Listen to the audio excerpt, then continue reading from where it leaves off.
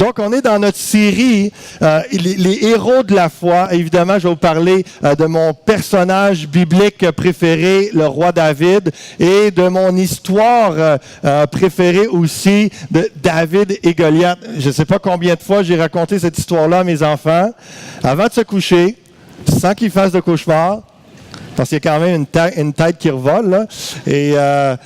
Et donc... Vraiment, c'est une histoire passionnante parce qu'il y a toutes des leçons de foi, de détermination, de confiance en Dieu au travers de la vie de David. Et on va regarder ça ensemble. Mais c'est une histoire, même ceux qui ne connaissent pas beaucoup la Bible connaissent l'histoire de David et Goliath. Cette semaine, pour célébrer notre 16e anniversaire de mariage, mon épouse et moi, on a été manger à un restaurant à Bromont, les David et Goliath. Et les anciens propriétaires, c'était deux David, et puis ils voyaient comme Goliath les chaînes de restauration, les grosses chaînes de restauration, puis eux, un petit resto, mais vraiment très bien, vraiment sympa, très, très bon. Donc, ils ont appelé ça comme ça, mais simple pour dire que eux, c'est pas forcément des croyants, mais ils connaissaient bien l'histoire très populaire de David et Goliath. Et on va voir ce matin que Dieu regarde au cœur et non à l'apparence. On va voir que je vais t'encourager à prépare-toi pour vaincre un géant et reste toi-même. Reste toi-même. Et c'est intéressant ce que notre sœur Estelle a dit. Rappelez-vous de son témoignage lorsque je vais arriver à la fin, soit ce matin, peut-être la semaine prochaine, ça dépend si vous êtes tannant ou pas. Donc, ça dépend à combien ça va évoluer vite dans le message, mais du fait que elle se comparait à l'autre gars qui avait parlé à 6 personnes, puis elle se trouvait poche, jusqu'à temps qu'elle réalise avec la parole de Dieu que, oui, mais elle a d'autres dons, et puis elle est utilisée, elle est compétente, elle est efficace dans d'autres domaines que lui, il est moins bon, moins utilisé. Donc, chacun a sa place, chacun a son rôle, c'est important de rester soi-même. Donc, un peu le contexte de l'histoire. Il y a eu la période des juges avant la période des rois. Et on a entendu par Pasteur Serge, la juge Déborah est une femme de Dieu qui a été utilisée grandement pour sauver, délivrer Israël, mener un grand combat et amener le peuple à une grande victoire. D'autres juges célèbres sont comme par exemple Samson ou Gédéon. Et à un moment donné, le peuple demande un roi pour être comme les autres nations, puis avoir le prestige de sortir à la guerre avec un roi devant eux. Et le premier roi qui a été nommé, qui a été oint pour être le roi d'Israël, c'est Saül. Et Saül a été choisi, entre autres, parce qu'il avait une tête littéralement plus grande, de plus que toutes les autres autour. Il venait d'une petite famille, pas tellement riche ni populaire, mais Dieu l'a choisi et les hommes l'ont choisi parce que, wow, il avait l'air fort, il avait l'air grand, ça va être cool, et comme Estelle disait, ça va être fou de sortir à la guerre avec un roi comme ça. Mais le problème, c'est que Saül, c'est un roi qui avait la crainte des hommes. C'est un roi qui avait un cœur partagé. C'est un roi qui, pour faire plaisir à certains ou pour bien paraître aux yeux du peuple, changeait de direction, n'était pas toujours obéissant. Et c'est alors que, juste avant que le prophète Samuel pose cette question, quel est ce bêlement de brebis que j'entends? Hein? C'était dans le contexte où Dieu lui avait dit à Saül, va te battre contre les Amalécites, et puis vous, toute cette ville par interdit, les animaux, tout le monde, tu vas tuer tout le monde, tu laisses personne, c'est ça, la guerre à l'époque, et puis, et finalement, Saül n'a pas tout à fait ça. Et là, Samuel arrive pour rencontrer Saül, et là, il entend justement le bêlement des brebis. Il voit des bœufs qui étaient restés en vie, tout ça. Et puis, donc, Samuel dit, il me semble que Dieu t'avait demandé de raser tout ça. Comment ça se fait que j'entends un bêlement? Samuel dit Samuel dit à Saül, lorsque tu étais petit à tes yeux, n'es-tu pas devenu le chef des tribus d'Israël? Et l'Éternel ne t'a-t-il pas oint pour que tu sois roi sur Israël? L'Éternel t'avait fait partir en disant, va et dévoue par interdit ces pécheurs, les Amalécites. Tu leur feras la guerre jusqu'à ce que tu les aies exterminés. Pourquoi n'as-tu pas écouté la voix de l'Éternel? Pourquoi t'es-tu jeté sur le butin et as-tu fait ce qui est mal aux yeux de l'Éternel. On pourrait penser que Saül arrive et dit « Ah, mais je trouvais ça trop cruel, c'était trop méchant, par compassion. » Je disais, pas ça du tout. Il a raison. Samuel va dire « La désobéissance est aussi coupable que la divination. » Écoutez bien cette partie. C'est une introduction. On pose le contexte avant de parler du roi David, de David qui est un homme entier, contrairement à Saül, qui est un homme avec un cœur partagé. Et Samuel va dire « La désobéissance est aussi coupable que la divination. » Et la résistance ne l'est pas moins que l'idolâtrie et les téraphimes, puisque tu as rejeté la parole de l'Éternel et te rejette aussi comme roi. Alors Saül dit à Samuel, « J'ai péché quand j'ai transgressé l'ordre de l'Éternel, je n'ai pas obéi à tes paroles, je craignais le peuple. Et j'ai écouté sa voix. » On voit 4 mots, 4 expressions qui sont là très fortes. Désobéissance, ces notions de révolte et de rébellion. Parfois, on dit, j'ai pas écouté Dieu, j'ai juste pas fait ce qu'il m'a demandé, j'ai rien fait de mal. Mais derrière la désobéissance, c'est beaucoup plus grave que juste de ne pas faire ce que Dieu a demandé, de rien faire de mal. C'est réellement une rébellion contre Dieu lorsque tu n'accomplis pas ce que Dieu te demande. Il dit que c'est pareil à la divination, et la divination, c'est la sorcellerie, le mot vient des devins, faux prophètes. La résistance, une notion d'arrogance, parce que tu persistes, sachant la volonté de Dieu, tu persistes à ne pas la faire.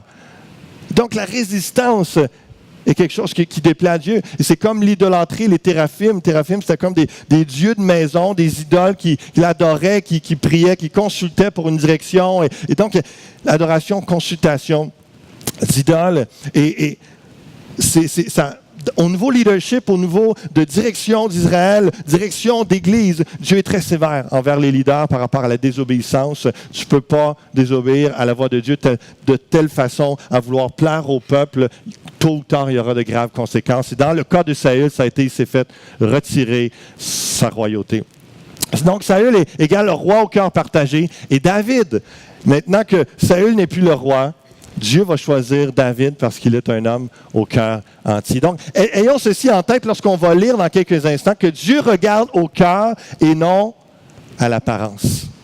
1 Samuel chapitre 16, verset 1 nous dit, « L'Éternel dit à Samuel, « Quand cesseras-tu de pleurer sur Saül? » C'est intéressant parce que lorsqu'il y a des temps de deuil, lorsque Dieu, dans sa grâce, dit « Pleure.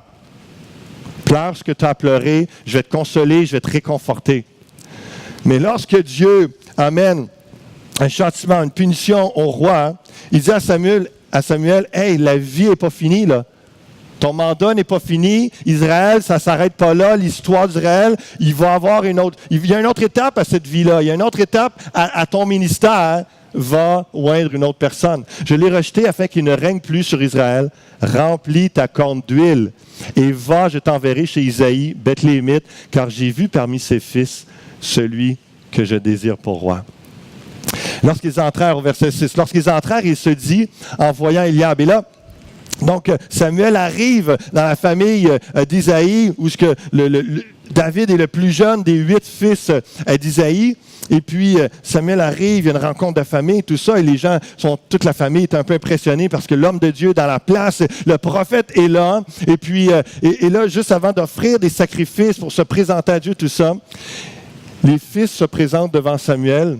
Eliab, et en voyant Eliab, Samuel se dit, certainement, c'est loin de l'Éternel. Le mot O-I-N-T, loin, ça veut dire celui qui a été choisi par Dieu, est ici devant lui. Et l'Éternel dit à Samuel, ne prends point garde à son apparence et à la hauteur de sa taille. Car je l'ai rejeté. L'Éternel ne considère pas ce que l'homme considère. L'homme regarde à ce qui frappe les yeux, mais l'Éternel regarde au cœur. L'Éternel regarde au cœur. Toute une leçon qu'on tire juste de cette histoire-là dans le choix de David. David n'était même pas considéré encore parce qu'il était le plus jeune. Il est en train de faire paître les brebis. Et les 7 autres fils ont passé devant lui. Le père a comme oublié le petit gars qui est en train de faire des brebis. C'est un peu méprisé probablement à cause de son âge. Il n'est pas là, etc. Mais Dieu ne regardait pas à l'apparence. Il regarde au cœur et il savait que David était celui qui allait être disposé à lui obéir, à le servir avec un cœur entier. L'Éternel regarde au cœur. Lorsqu'on parle de cœur, c'est tellement large, ça ne se décrit pas juste un mot. Lorsqu'on parle du cœur, c'est l'homme intérieur, l'esprit, l'âme, la volonté d'un être humain. C'est ses pensées, sa réflexion et sa mémoire. Lorsque j'ai lu mémoire, j'ai pensé à Marie qui recensait en son cœur les promesses de Dieu. Dieu regarde à ton cœur et il regarde à quoi tu penses, à quoi tu te mémories, à quoi tu te remémores comme événement. Est-ce que tu es en train de recenser différentes choses qui t'inquiètent ou tu es en train de recenser dans ton cœur les promesses de Dieu, la parole de Dieu? Tout ça détermine qui tu es, ton cœur et la direction que tu vas prendre.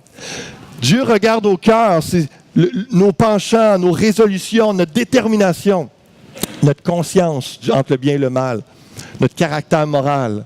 Dieu regarde au cœur le siège des appétits, le siège des émotions et des passions, le siège du courage.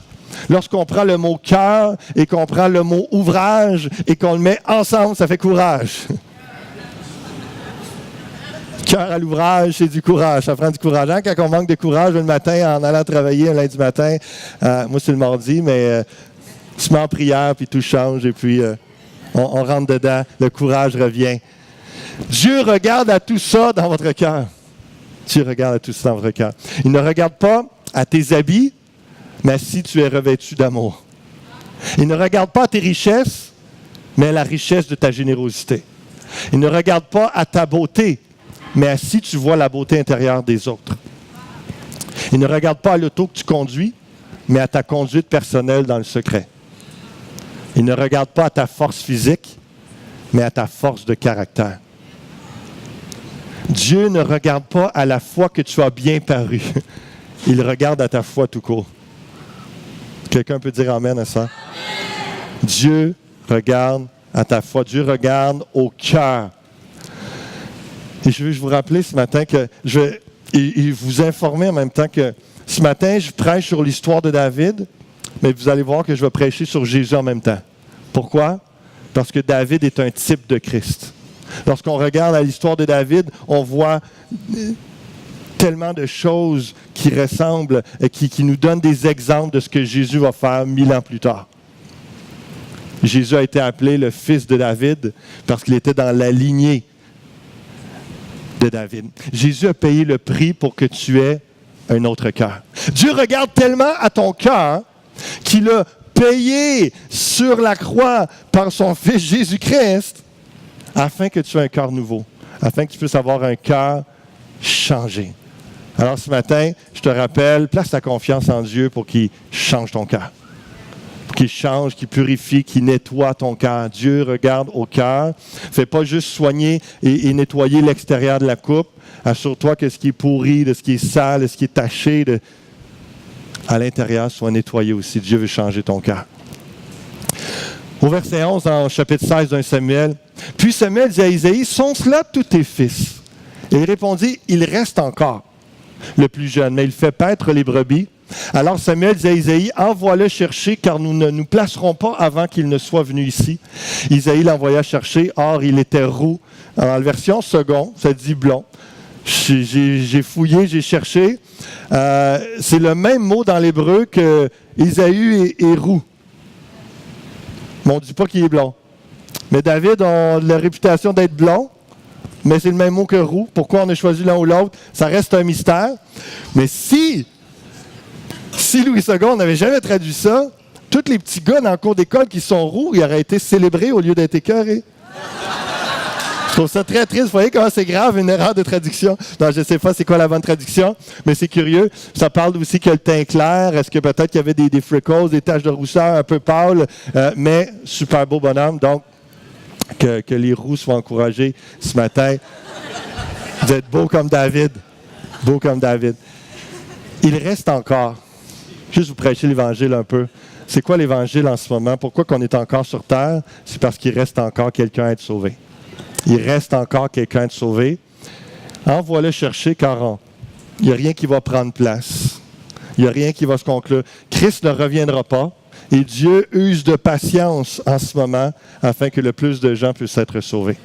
J'étais saisi lorsque j'ai lu ça et c'est la première fois que j'ai cette lecture à tel point que je voyais l'Évangile dans l'histoire et ça va être saisissant où ce qu'on va être rappelé et encouragé, amené à la reconnaissance par rapport à la bonne nouvelle de Jésus-Christ au travers de l'histoire de David. Samuel prit la corne d'huile, éloigné au milieu de ses frères. L'Esprit de l'Éternel saisit David. Et à partir de ce jour et dans la suite, Samuel se leva et s'en alla à Rama. Et c'est intéressant parce qu'on va voir tantôt que David a tué des ours et des lions à main nue. Et ce verset-là est très important de saisir qu'il est saisi par l'Esprit de l'Éternel. Comme Samson tuait des milliers de personnes et dans la guerre, un seul avec une mâchoire d'âne, c'était un surhomme. Mais en réalité, parce qu'il était saisi par l'Esprit de l'Éternel, Dieu lui donnait une force surnaturelle. Et David avait une force surnaturelle et il avait une foi vraiment ancrée en Dieu. Et ce qui lui donnait cette force et cette combativité, cette détermination parce qu'il était saisi par le Saint-Esprit. L'Esprit de l'Éternel se retira de Saül, qui fut agité par un mauvais esprit venant de l'Éternel. Donc, Dieu enlève la royauté à Saül, enlève l'onction, l'esprit qui est sur lui, pour le donner à David. Il peut juste avoir un roi, une royauté, une onction royale. Et là, elle est donnée à David. Et voici ce qui prend place. Saül répondait à ses serviteurs, « Trouvez-moi donc un homme qui joue bien. Et amenez-le-moi. » L'un des serviteurs prit la parole et dit, « Voici, j'ai vu un fils d'Isaïe, Bethléemite, qui sait jouer. C'est aussi un homme fort et vaillant, un guerrier parlant bien et d'une belle figure, et l'Éternel est avec lui. » Le gars, il a tout. il a tout. Il a tout. Mais ce qui fait toute la différence dans sa vie, c'est l'Éternel est avec lui. Si vous saviez combien ça peut faire la différence, combien les bénédictions, combien la faveur de Dieu, combien des opportunités arrivent, tel David, petit jeune homme qui est appelé à la cour du roi. Il vient d'avoir toute une job d'été, lui, là. Il arrive parce qu'il a été saisi par le Saint-Esprit. Lorsqu'on est rempli du Saint-Esprit, qu'on cherche Dieu, qu'on est en communion, saisi par l'Esprit, les gens peuvent voir la différence dans nos vies, et que ce soit pour un travail, que ce soit pour votre famille, que ce soit pour différentes opportunités de ministère, de service. Lorsque le Saint-Esprit nous saisit, tout est possible. Tout est possible. De grandes choses vont prendre place dans nos vies, dans nos cœurs et au travers de nos vies. Et une petite parenthèse, viser l'excellence pour Dieu, les gens, égale pas l'apparence. Vous savez, ceux que différentes mentalités sont rassemblées dans l'Église Fusion, on a différents backgrounds différents, et puis c'est normal. Mais une Église qui grandit comme la nôtre, évidemment, on s'assure qu'on vise l'excellence, mais on offre un meilleur service de plus en plus pour Dieu et pour les gens. On s'assure que la communication, on s'assure que la louange, la musique, le son, l'accueil, tout ce qu'on fait du stationnement jusqu'à la fin de la réunion, le dernier Amen, soit béni, soit bien fait, soit bien organisé, soit à la gloire de Dieu. Pas parce qu'on surveille juste l'apparence, parce qu'on vise l'excellence et on le fait pour Dieu. David était saisi par l'Éternel et il a été pris par le roi, entre autres parce qu'il visait l'excellence, il jouait bien. Ils n'ont pas juste pris David. David a un beau cœur, il aime le Seigneur, c'est un adorateur. Il joue comme un je ne sais pas quoi, mais il jouait bien. Puis il est réputé dans les années à suivre d'avoir bâti, d'avoir construit. C'est un luthier. Il faisait des instruments. Il a composé des chants. Il a eu un impact. Et juste pour comprendre comment est-ce que l'importance, tout ce que on ne parle pas d'apparence, on parle de viser l'excellence lorsqu'on s'assure que tout soit bien fait à la gloire de Dieu et pour que ceux qui viennent nous visiter et chacun d'entre vous qui êtes là semaine après semaine puisse être béni et bien servi. Est-ce que vous saisissez la différence? Et si on revient un peu en arrière, toutes les caractéristiques que David avait, l'Éternel était avec lui. On va voir un peu plus loin autre chose. Juste une autre parenthèse au chapitre 16, parce que dans l'Ancien Testament, et vraiment ça revient, l'importance qu'on ne se présente jamais les mains vides devant le roi. Et Isaïe enseigne son fils, et combien il est important que nous, en tant que parents, d'enseigner nos enfants qu'ils nous voient offrir quelque chose à Dieu, qui nous voit offrir le meilleur au Seigneur, qui nous voit ne pas arriver les mains vides devant Dieu lorsqu'on vient semaine après semaine. Isaïe prit un âne qu'il chargea de pain, d'une outre de vin et d'un chevreau, et il envoya ces choses à Saül par David, son fils. Il savait que c'était un déshonneur. Tu ne peux pas envoyer ton fils arriver devant le roi les mains vides. Non, tu dois honorer le roi. Lorsqu'on vient à l'Église semaine après semaine, il y a 3 façons que la Bible nous enseigne de ne pas venir les mains vides. Premièrement, de venir avec une offrande de louange. Deuxièmement, de venir avec une offrande financière lorsqu'on travaille, qu'on a des revenus. Troisièmement, de s'offrir soi-même comme un sacrifice vivant. 3 offrandes qui font en sorte qu'on n'arrive pas les mains vides jamais devant Dieu. Combien c'est important? Je ferme la parenthèse. Lorsque le mauvais esprit venant de Dieu était sur Saül, David prenait la harpe et jouait de sa main. Et Saül respirait alors plus à l'aise et se trouvait soulagé. Et le mauvais esprit se retirait de lui. On est toujours en train de parler. Dieu regarde au cœur. David a un cœur entier. Le Saint-Esprit saisit. Et voici ce qui prend place. Il y a une onction sur sa vie. Il y a un impact. Il fait juste jouer de la musique. La présence de Dieu se manifeste. Le mauvais esprit sur le roi Saül part. Pourquoi vous pensez que c'est important d'avoir de la louange et des gens qui sont soutenus dans la prière, qui cherchent Dieu, des vrais adorateurs en esprit en vérité, qui jouent bien comme David le faisait? Parce qu'il y a une percée spirituelle, il y a une autorité spirituelle. Lorsqu'on invite les musiciens à la fin d'une réunion, c'est pas juste pour que ça soit émotionnel. C'est parce que la présence de Dieu se manifeste au travers de la louange, au travers de l'adoration. On le voit directement dans cette situation-là. Musique, spirituellement, ça faisait un impact dans la vie de Saül. Dieu regarde au cœur et il a choisi David parce qu'il avait un cœur entier dans la musique et la louange. Il se donnait dans son instrument, il se donnait dans l'adoration à Dieu. Il avait une onction de la présence de Dieu. Il était entier dans son travail de berger. On va le voir plus tard combien au risque de sa vie, il protégeait les brebis. Il se donnait entier à son travail. Il était entier dans les combats, entier dans sa foi et son obéissance. Lorsque Dieu regarde votre cœur, voit-il un cœur entier? Est-ce qu'il voit le cœur de Saül qui est partagé, qui parfois veut plaire à Dieu, parfois veut plaire aux hommes? Ou est-ce qu'il voit le cœur de David? Et je vous rappelle encore une fois, je vous prêche l'Évangile, Jésus a été choisi par son Père pour se donner entièrement. Parce qu'il savait que son Fils venait avec un cœur entier, une vie entière, s'offrir complètement entre les mains de Dieu pour le salut de quiconque croit. Dieu a regardé le cœur de David et a vu quoi? Qu'il pouvait vaincre un géant. Il a vu que cet homme-là est disposé à me servir. Cet homme-là a un cœur qui, dans ses penchants, dans son désir, dans tout ça, il n'est pas parfait, mais il est disposé et disponible. Il a un cœur entier et je vais pouvoir, au travers de lui, emmener la victoire à Israël. Donc, prépare-toi à vaincre un géant. Parce que Dieu t'appelle à avoir un cœur entier pour lui, avoir un cœur bien disposé, bien disponible. Et là, c'est intéressant, au chapitre 17, on voit que c'est là que les Philistins se préparent à la guerre. Ils arrivent, ils s'installent, et là, c'est là que Saül arrive avec son armée aussi pour se battre. Les Philistins mobilisèrent leurs troupes pour une expédition guerrière. Ils se rassemblèrent à Soko en Juda et dressèrent leur camp entre Soko et Azekah, Phès d'Amim. Saül, de son côté, il rassembla les hommes d'Israël. Ils campèrent dans la vallée du Chêne. C'est là qu'ils prirent position en ordre de bataille face aux Philistins. Écoutez bien ceci, moi ça m'a saisi. Ceux-ci occupaient un versant de la montagne et les Israélites le versant de montagne qui lui faisait face. La vallée séparait les 2 armées. Et je ne sais pas quand le psaume 23 a été écrit, s'il a été écrit avant ou après cet événement. Historiquement, c'est extrêmement difficile de savoir, de coordonner ça. Mais que ce soit avant ou après, le psaume 23, il est symbolique, il est saisissant, parce que la vallée séparait les 2 armées et David a abattu le géant dans la vallée. Le psaume 23 nous dit, « Lorsque je marche dans la vallée de l'ombre de la mort, je ne crains aucun mal, car tu es avec moi.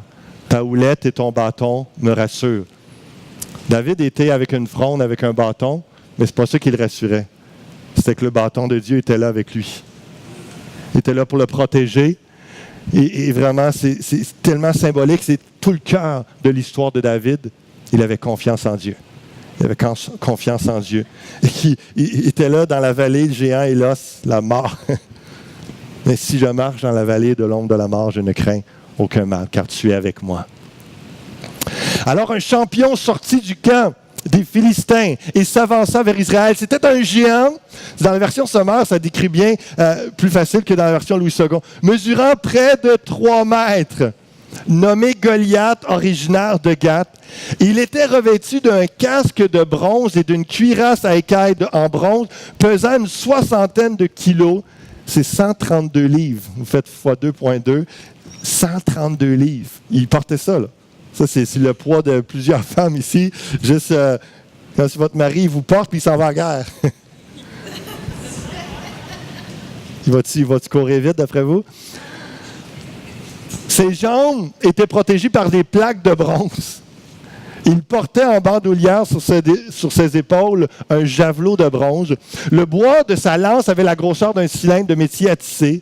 Le fer de lance à lui seul pesait près de 7 kilos, près de 15 livres.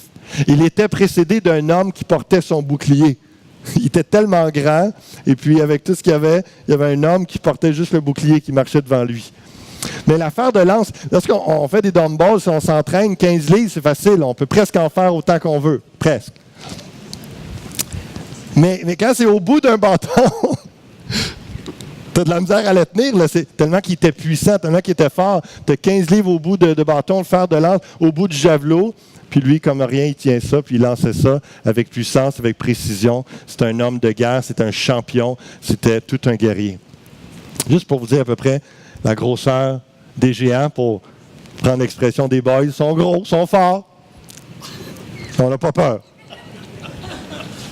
Il se campa face aux troupes israélites et leur cria « Pourquoi vous êtes-vous rangés en ordre de combat? » Là, c'est le géant qui parle. « Je suis le Philistin et vous les esclaves de Saül. Choisissez parmi vous un homme et qu'il m'affronte en combat singulier. S'il peut me battre et qu'il me tue, alors nous vous serons assujettis. Mais si c'est moi le vainqueur et si je le tue, c'est vous qui nous serez assujettis et vous serez nos esclaves. » Puis il ajouta « Je lance aujourd'hui ce défi à l'armée d'Israël. Envoyez-moi un homme et nous nous affronterons en combat singulier. » Là, la table est mise, partie de l'histoire la plus excitante arrive. Et ça arrivait souvent à l'époque de la guerre, au lieu que les deux armées s'entretuent et qu'il y ait des milliers de morts à la fin, il disait, écoute, si vous êtes prêts à relever le défi, juste un de chaque qui représente toute l'armée, puis le gagnant, il a gagné la guerre. Et puis, donc, le géant, Goliath, lui, plein d'assurance. Et évidemment, tous les Philistins derrière lui, plein d'assurance. Vas-y, mon homme, t'es notre champion. Vas-y, insulte-les, écœure-les, pas de problème. Il n'y aura pas un chat, puis il va avoir tellement peur que ça va être facile de les battre anyway. Donc, et là, au verset 13, ça nous dit, les 3 fils aînés d'Isaïe avaient suivi Saül à la guerre. C'était les plus vieux, donc ils étaient prêts à la guerre. Mais David, lui, donc, vu que Saül puis toute l'armée sont à la guerre, lui, il part de chez Saül et il revient à Bethléem pour faire paître les brebis de son père. Donc, sa job d'été est finie il est dans une autre saison. Et là, les hommes sont à la guerre et le jeune homme, lui, il s'en va faire paître les brebis. Le Philistin s'avança matin et soir et il se présenta pendant 40 jours. Et un peu comme les Israélites qui ont tourné 40 ans dans le désert avant qu'un héros, Josué, arrive et puisse les faire traverser en Canaan. Ça prenait un héros de la foi, David, qui arrive pour, après 40 jours d'insultes et de moqueries, tout ça, pour venir vaincre ce géant et faire avancer le peuple d'Israël et les emmener dans la victoire. Ça prenait un héros de la foi. Et dans vos vies, dans votre couple, dans votre foyer, à votre travail, dans votre église, ça prend des héros, des héroïnes de la foi. Et Dieu vous parle ce matin, Dieu vous interpelle, saisi par l'Esprit, tout est possible. Cherchez à être rempli du Saint-Esprit, vous allez devenir un héros, une héroïne de la foi. Et là, c'est la partie préférée de mes filles. Isaïe, le père de David, dit, écoute, va porter une boîte à lunch à tes frères parce que je veux juste savoir comment il va. Et puis, Donc, va leur porter des pains, des grains, puis des fromages aux chefs de milliers. Encore une fois, on n'arrive pas les mains vides devant les autorités, tout ça. Donc, va leur porter des cadeaux, puis assure-toi, viens me donner des nouvelles de tes frères, comment ils vont. Et là, c'est pour ça que c'est la partie préférée de mes filles, parce que là, on s'amuse à ajouter dans la boîte à lunch tout ce qu'on veut. Donc, fait que là, on a du pain, on a du fromage, puis là, on a du jambon. Yes, OK, on met du jambon, puis là, avec un accompagnant de Doritos ou nachos, oui, parfait. Fait qu'on ajoute ça, et puis là, ça dégénère un peu, mais ça met du piquant de la vie, et puis mes filles participent beaucoup à ce moment-là. J'aurais pu mettre une boîte à lunch de princesse, mais là, ça faisait moins guerrier. Donc, on reste dans le contexte quand même. David et Goliath, on est à la guerre là, quand même ce matin. Et donc, David part avec la boîte à lunch et puis il s'en va sur le champ de bataille pour aller savoir comment vont ses frères. Donne le snack, la boîte à lunch à quelqu'un, puis là, il entend le géant qui est en train d'insulter l'armée d'Israël. Avez-vous vu s'avancer cet homme? C'est pour jeter à Israël un défi qu'il s'est avancé. Si quelqu'un le tue, le roi le comblera de richesses et lui donnera sa fille et il affranchira la maison de son père en Israël. David dit aux hommes qui se trouvaient près de lui, que fera-t-on à celui qui tuera ce Philistin? Qu'est-ce que vous dites? Et qui ôtera l'opprobre de dessus Israël, la honte? Il y a un homme, ça fait 40 jours, qui insulte l'armée d'Israël, puis il traite de toutes sortes de choses méchantes. Puis là, David, lui, ça vient chercher. Voyons donc, qui est donc ce Philistin, cet incirconcis pour insulter l'armée du Dieu vivant? On peut se trouver un tel zèle dans l'Église Fusion, dans l'Église du Seigneur, un zèle que on va faire en sorte des héros et héroïnes de la foi, hein, combattre les géants de nos vies et que le nom du Seigneur soit élevé, que sa réputation ne soit pas entachée par nos vies ou par notre incrédulité, notre manque de foi ou de quoi que ce soit. Au contraire, qu'on se tienne par la grâce de Dieu debout pour lui en son nom et qu'on puisse le représenter dans les nations pour sa gloire. Est-ce que quelqu'un peut dire amen à ça? Qui est donc ce Philistin pour insulter l'armée du Dieu vivant? Qui est donc ce Philistin? Et David est saisi. Et encore une fois, vous voyez les récompenses qui sont là. Et c'est particulier que Dieu a envoyé son Fils. Jésus a quitté toute la gloire du ciel, toutes les richesses du ciel pour venir sur terre, se dépouiller comme un simple homme, pour donner sa vie, afin qu'on ait la vie éternelle, le pardon de tous nos péchés. Et il devient l'époux de l'Église. Et il devient, il est retourné à la droite de Dieu dans toute la gloire. Et nous, lorsqu'on va le retrouver, aux noces de l'agneau, on va retrouver, il va y avoir ces retrouvailles, on va retrouver notre fiancé, notre époux, l'Église du Seigneur Jésus-Christ. Et on est la fille en récompense qui a été affranchie par Jésus-Christ. David dit à Saül que personne ne se décourage. Parce que là, au début, il demande aux gars, aux soldats, qu'est-ce qui va arriver à celui qui bat le géant? Puis là, finalement, ça vient aux oreilles de Saül, puis Saül le fait appeler, et David se présente devant Saül, que personne ne se décourage à cause de ce Philistin. Imaginez, c'est un jeune homme, c'est un adolescent.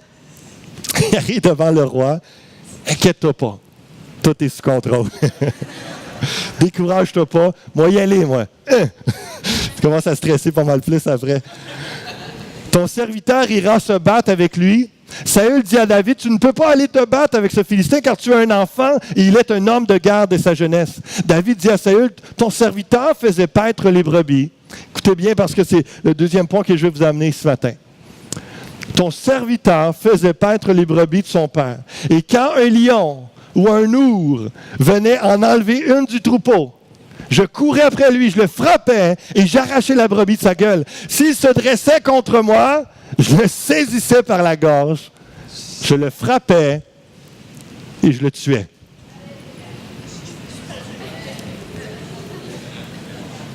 C'est quand même convaincant. Tu es assis, tu es en roi, tu es en tant que roi, tu as littéralement la chienne du géant. Il y a un jeune homme qui arrive et il dit « Ah, que t'as pas, j'ai déjà battu un ours et un lion à main nue. Eh! » OK, peut-être c'est juste un ours qui est debout, puis le géant Goliath, tu vas l'avoir aussi. C'est ainsi que ton serviteur a terrassé le lion et l'ours, et il en sera du Philistin, de cet incirconcis, comme de l'un d'eux, car il a insulté l'armée du Dieu vivant. Il ne vient pas là pour sa propre gloire, sa propre renommée, pour se faire un nom. Non, il vient parce que l'armée du Dieu vivant est insultée.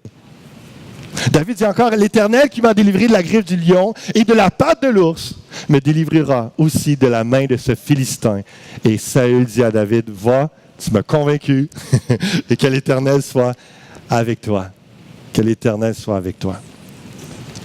La préparation pour vaincre nos géants. Et c'est ce que je veux vous amener aussi ce matin, c'est que tout ce que David a vécu comme berger, ça l'a préparé à vaincre un géant.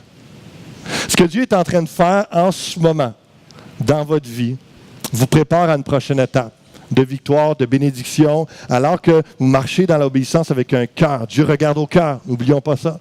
Alors que notre cœur est à la bonne place, mettant Dieu en priorité. On marche dans les traces du Seigneur, on avance et on garde notre cœur pour Dieu. Tout ce qu'on vit est une préparation.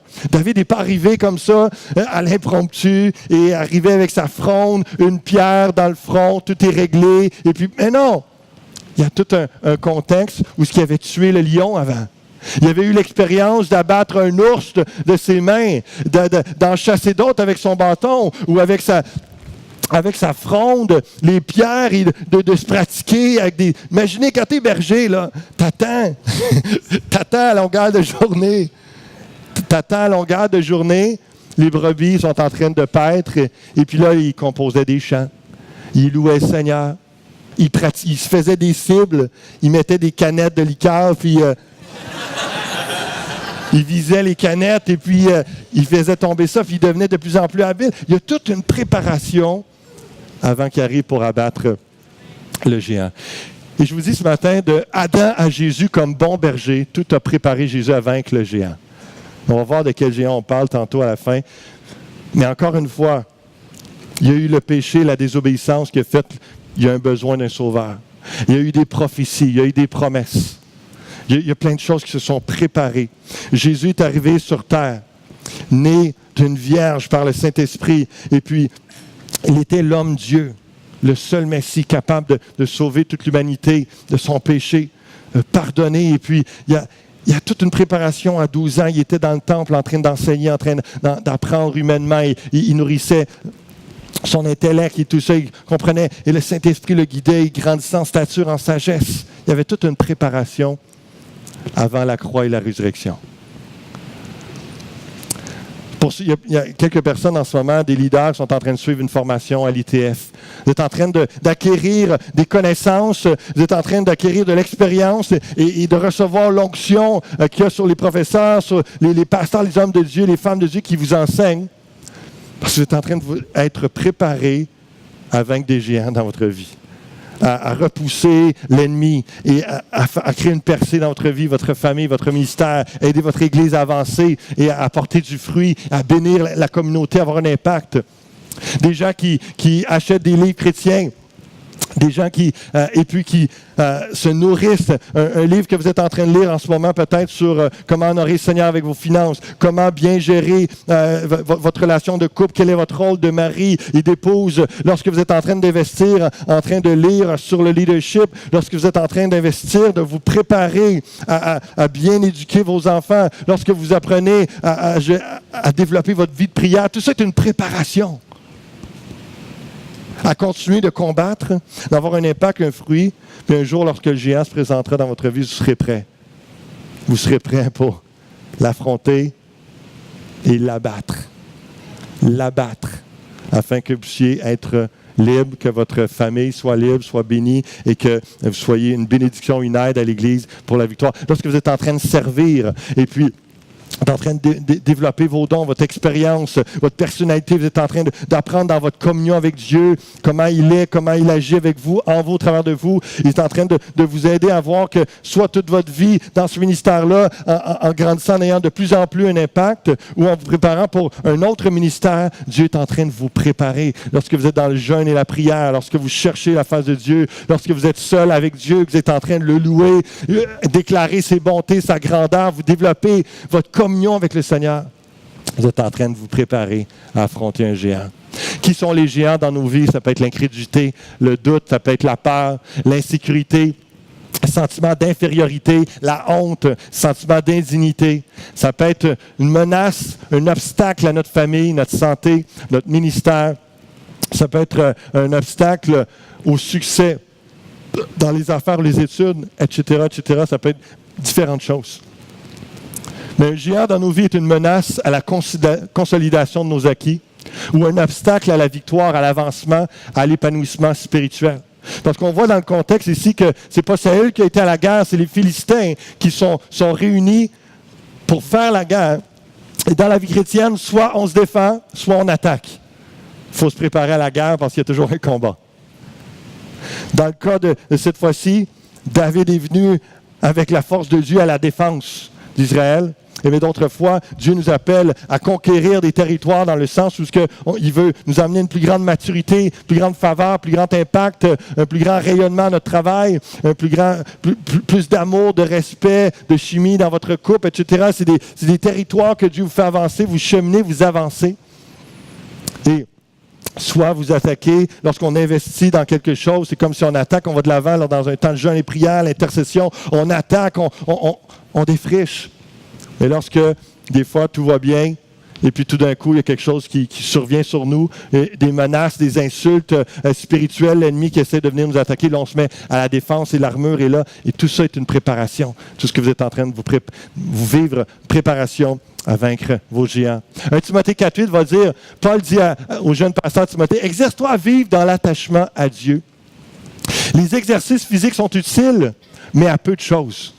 L'attachement à Dieu, au contraire, est utile à tout, car il nous assure la vie présente et nous promet la vie future. » Lorsqu'on s'exerce, lorsqu'on se développe, on se prépare de plus en plus à une maturité, à une force, à une capacité de résister à la tentation, résister à l'ennemi, au péché, afin de marcher dans l'obéissance, marcher dans la volonté de Dieu. Il y a l'exercice qui est là. Et vraiment comme l'appel qui est là, c'est « va dans le gym spirituel ». Paul dit, c'est bien s'entraîner physiquement, mais c'est encore mieux s'entraîner spirituellement. Parce que s'entraîner spirituellement dans notre piété, notre attachement à Dieu, dans notre confiance à lui, dans notre relation avec lui, ça, non seulement ça a un impact là, mais des fruits éternels aussi après notre vie ici-bas sur terre. Ça a un impact. Et donc, c'est pour ça que Paul, connaissant ça en sage, va dire, exerce-toi à t'attacher à Dieu.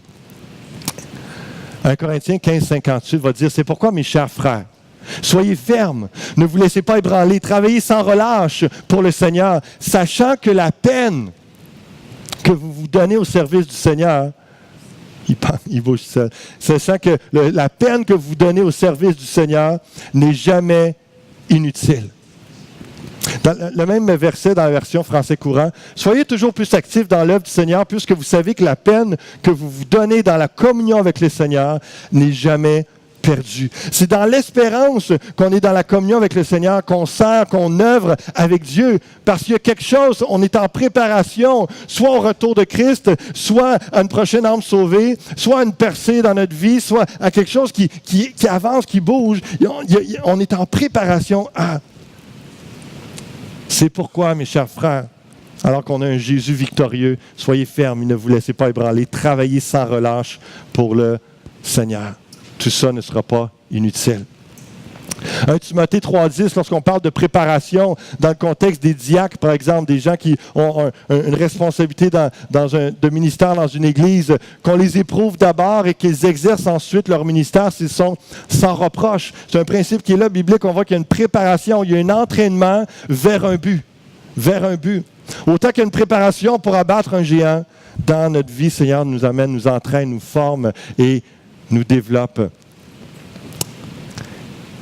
Luc 16, verset 10, David a été fidèle dans ce que Dieu lui avait confié.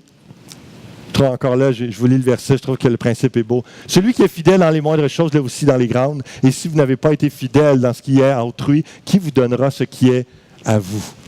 David, alors qu'il était avec les brebis, prenait soin des brebis, il les défendait au péril de sa vie. Il a été fidèle dans ce que Dieu lui a confié, dans ce que son père Isaïe lui a confié. Et Dieu lui a donné autre chose. un géant à abattre.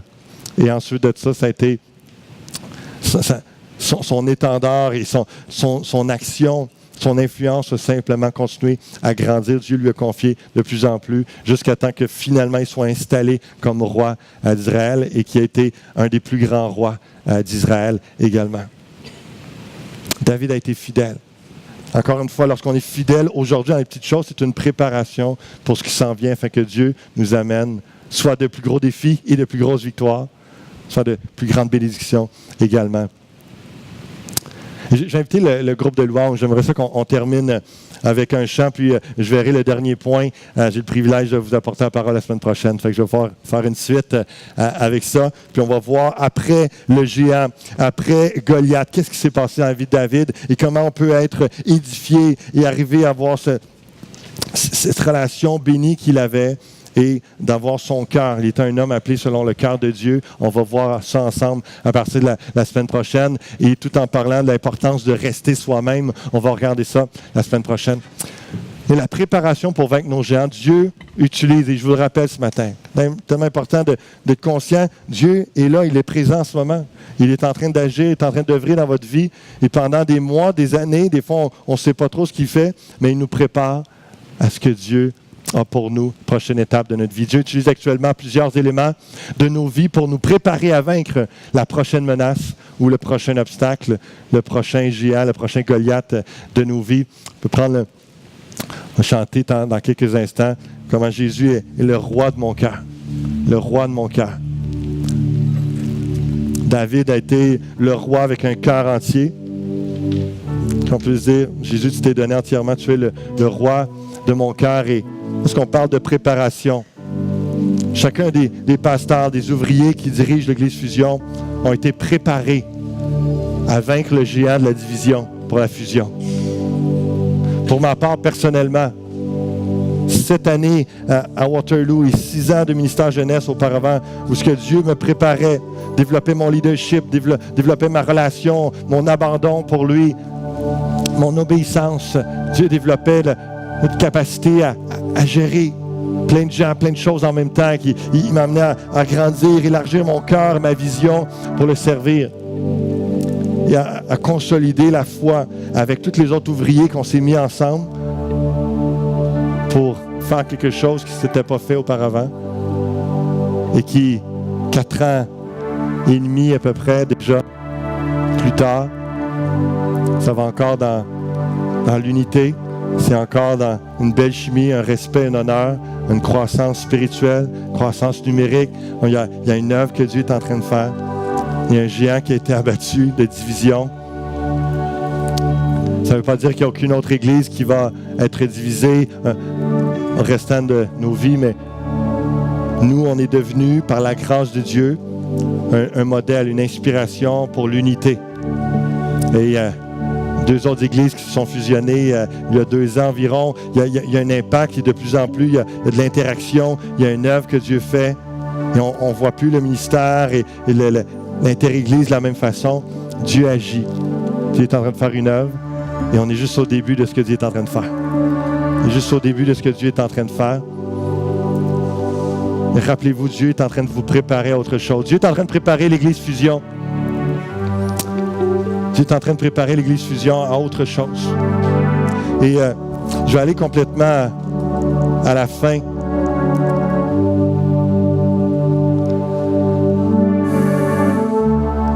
On va voir ça la semaine prochaine. Et ce géant-là que Jésus est venu abattre, comme ce type de David, Jésus, le fils de David, le Messie, le roi victorieux, il venait abattre le géant de la mort. Et ça, c'était le plus gros géant. C'est la chose la plus glorieuse qui a pris place. Que par notre foi en Jésus-Christ, on a la vie éternelle. La mort n'a plus de pouvoir sur nous. Ô mort, où est ta victoire? 1 Corinthiens 15 nous dit. Ô mort, où est ton aiguillon? L'aiguillon de la mort, c'est le péché. Et la puissance du péché, c'est la loi. Mais grâce soit rendue à Dieu, qui nous donne la victoire par notre Seigneur Jésus-Christ. Est-ce qu'on peut se lever ensemble ce matin? On va chanter, on va louer notre Dieu, ce roi de notre cœur.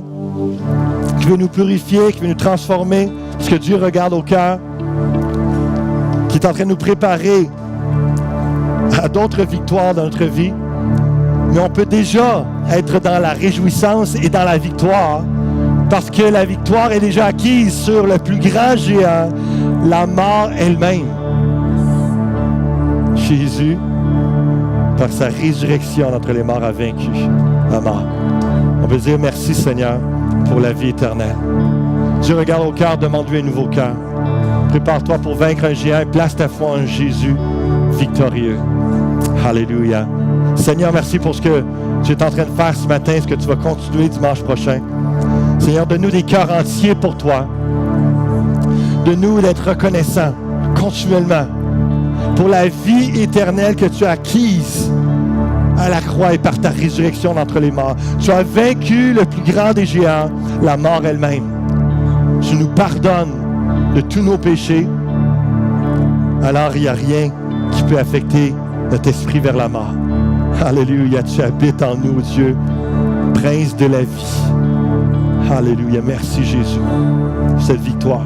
Je prie que l'Église Fusion marche de gloire en gloire, de victoire en victoire, qu'il y ait une percée dans nos vies.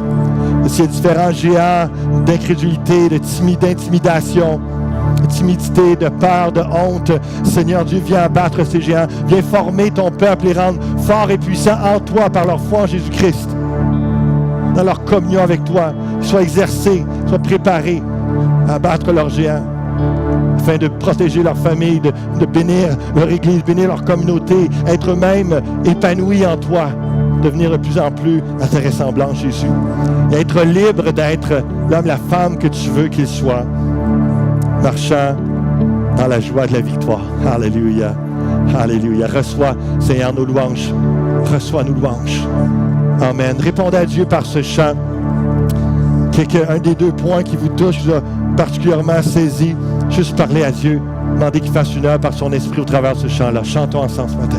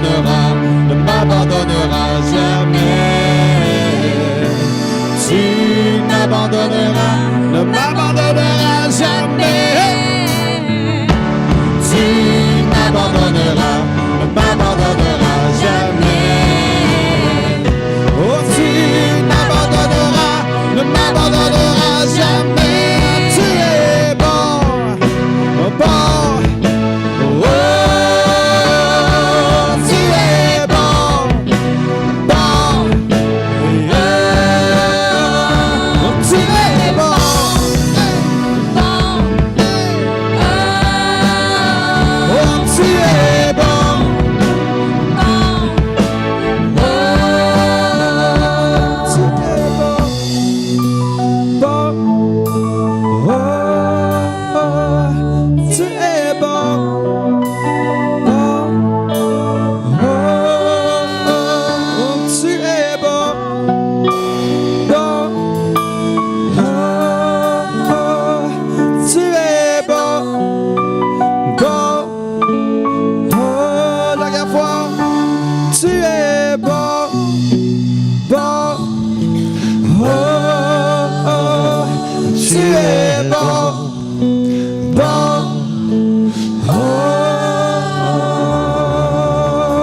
Alléluia. Donnons une belle acclamation à Jésus, le roi des rois. Tu es le roi de mon cœur, Seigneur. Alléluia. Il ne vous abandonnera jamais dans vos luttes, dans vos combats. Donne la victoire, vous ne serez jamais seul. Dans son amour, Dieu est là. Dieu est là dans sa force et sa puissance. Il vous donne la victoire. Dieu ne vous abandonnera jamais. Soyez bénis abondamment. On se revoit dimanche prochain. Ceux qui nous visitaient ce matin pour la première fois, si vous voulez aller à l'espace, bienvenue. On a un cadeau pour vous. Bienvenue. Bonnes vacances à tout le monde aussi. Bon été. Soyez bénis.